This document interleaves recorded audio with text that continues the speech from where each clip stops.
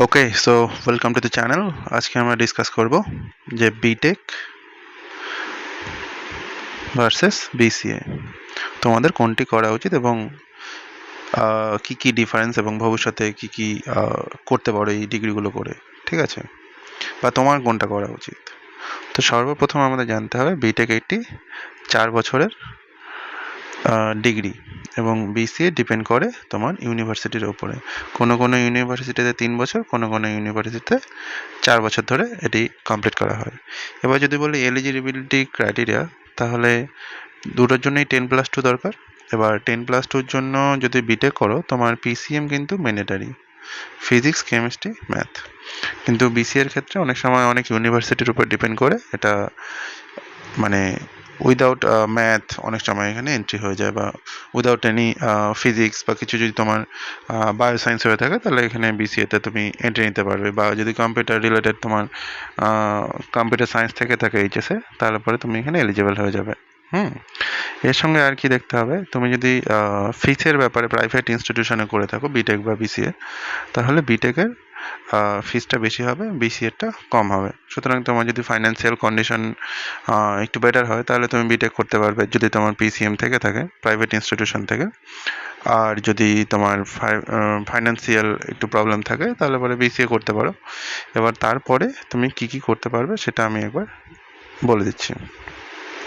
এবার তুমি যদি এমএনসিতে ভবিষ্যতে কাজ করতে চাও, এমএনসি বলে তো মাল্টি ন্যাশনাল কোম্পানি, যেরকম ধরো বড় বড় যে company, famous company, TCS, Wipro,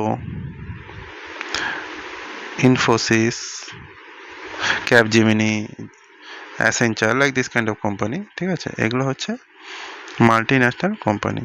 তো এই ধরনের কোম্পানিগুলোতে যদি জব করতে চাও, তাহলে পরে আমাদের বিটেকের ভ্যালুটা একটু বেশি হয়ে থাকে।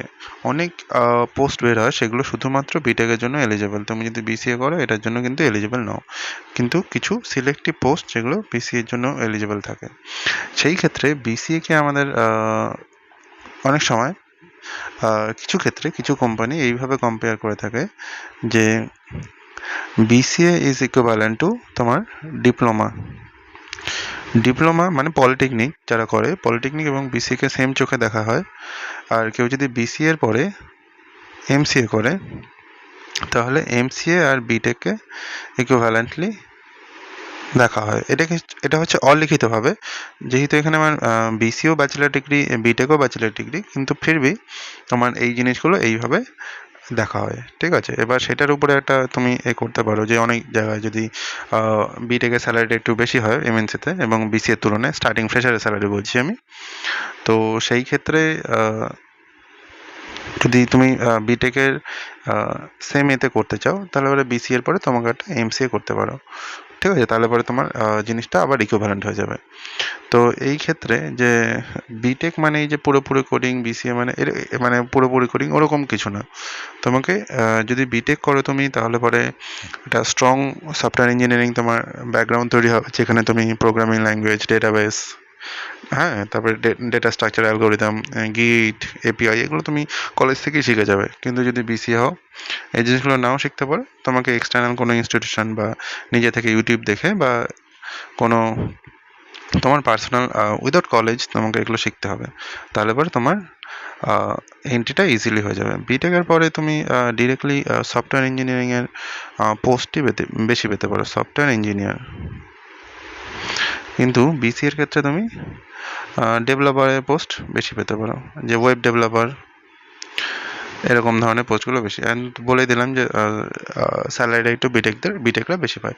তুমি যদি ইকুইভ্যালেন্ট স্যালারি এক্সপেক্ট করো, তাহলে তোমার বিসিএর পরে একটা এমসিএ করলে বেটার হয়, ঠিক আছে? এবার এমসিএ করলে পরে তোমার জিনিসটা সমান হয় ইকুইভ্যালেন্ট টু বিটেক। তার কারণ যদি তোমাকে আমি বলি একটা, এইভাবে তুমি বুঝতে পারো যে তুমি যদি এমটেক করতে চাও ইন ফিউচারে, যে তুমি এমটেক করতে চাও, এবার এমটেকের জন্য তোমার এলিজিবিলিটি ক্রাইটেরিয়া হচ্ছে তোমাকে ইদার বিটেক করতে হবে অর এমসিএ হতে হবে। তার মানে কি দাঁড়াচ্ছে, বিটেক আর MCA is equivalent to do the M Tech, মানে গেটের জন্যে। তো এইভাবে তুমি জিনিসটা দেখতে পারো, ঠিক আছে? যারা যারা ডিপ্লোমা করছো এখানে, ধরো কেউ ডিপ্লোমা করেছে, ডিপ্লোমা ইন সিএসটি, তো তার ক্ষেত্রে ডিপ্লোমার পরে বিটেক হবে, বিটেকের পরে এমসিএ হবে। আর কেউ যদি বিসিএ করে থাকে তার ক্ষেত্রে এমসিএ তারপরে এমটেক হবে, ঠিক আছে? এইভাবেই আমাদের মানে ফান্ডামেন্টালি চলে আর কি জিনিসগুলো, ঠিক আছে? এবার যদি কেউ বলো যে বিসিএ করলে কি আমার স্যালারিটা কম হবে, ভবিষ্যতে বাড়াতে পারবো না? আমি তোমাকে বললাম যে এটা হচ্ছে এন্ট্রি লেভেল জবের ক্ষেত্রে আমি বললাম। এবার তুমি যদি ভবিষ্যতে আফটার জয়নিং এনি অর্গানাইজেশন তুমি যদি তোমার স্যালারি তাড়াতাড়ি গ্রো করতে চাও, তোমাকে একটাই জিনিস দরকার, যেটা আমি আগের ভিডিওতে বলেছি, সেটা হচ্ছে স্কিল। স্কিল যদি থাকে, তুমি বিটেক বা এমসিএ হয়ে তুমি যদি কম স্যালারিতেও যদি জয়েন করো, তাহলে পরে স্কিল থাকলে স্যালারিটা গ্রো হয়ে যাবে। তো মেইনলি ডিপেন্ড করবে তুমি যদি একটু ফিস প্রাইভেট কলেজে অ্যাফোর্ড করতে পারো, তাহলে পরে বিটেক করবে। একটু ফাইন্যান্সিয়ালি প্রবলেম থাকলে বিসিএ করতে পারো। এবার যদি দুটোই গভর্নমেন্ট কলেজে হয়ে যায় তোমার, তাহলে অবভিয়াসলি বিটেক ইজ প্রেফারেবল, ঠিক আছে? তো এই হচ্ছে আবার বাজেট অনুসারে, এবং তোমার যদি পিসিএম এ কোনো প্রবলেম না হয়, যে ফিজিক্স কেমিস্ট্রি ম্যাথ এইচএসে, তাহলে পরে তুমি বিটেকটাই প্রেফার করবে, ঠিক আছে? সো এটা একটা ছোট্ট ভিডিও, কেমন লাগলো তোমাদের বলবে। এরপরে আরও ভিডিও বানাবো যে what after BCA or what after B Tech. So ওগুলো দেখার জন্য তোমাকে চ্যানেলটি সাবস্ক্রাইব করতে হবে। আর কোনো কমেন্ট থাকলে আমাকে নিশ্চয়ই জানাবে কমেন্ট সেকশনে। Thank you.